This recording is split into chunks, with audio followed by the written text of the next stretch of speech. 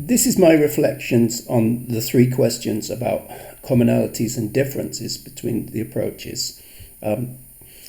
Looking first of all at the definition of thinking skills across the presented approaches, I want to try to be quite generic and talk about possible axes of difference, in the sense of each of the approaches is not one thing and cannot be very easily categorized, but I think they have a tendency to be somewhere in a preference towards one end of a kind of binary scale.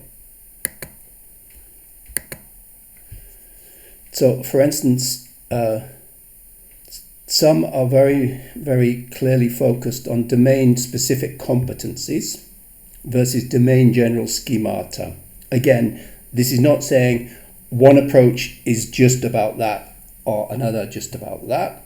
It's a tendency towards one kind of goal, and this is very much to do with the sort of the model of what thinking is and the goal orientation of the approach.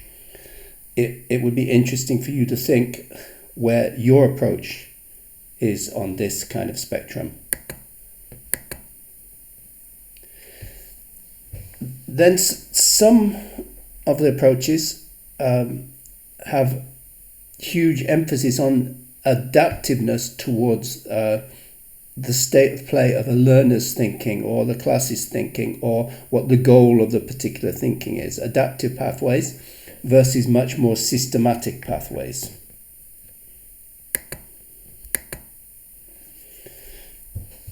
And then some of the approaches have got a big focus on individual internal meaning making versus the concept of socially constructing knowledge and competencies together.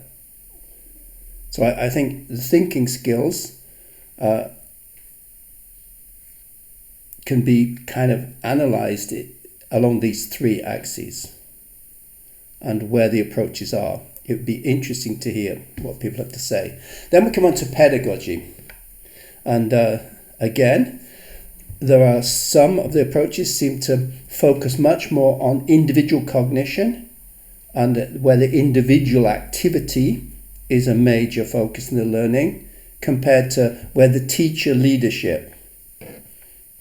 I'm not saying anyone is just purely individual or purely teacher-led. There's movements along this scale. And also some of the pedagogies seem very focused on skill and competency acquisition versus more general schemata development. And again, there's this thing of pedagogies that are more or less adaptive and those that are more or less algorithmic. Remember again, I'm not saying any approach is just one thing. Something that I think would be very beneficial to my thoughts about our approach is how much we had a big discussion about the open-endedness and about scaffolding and practice orientation and getting the balance and the flow moving between open-endedness, exploratory inquiry, and much more practice.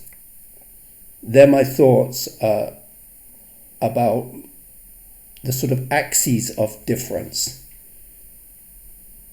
and how looking at each one in a nuanced way and saying, okay,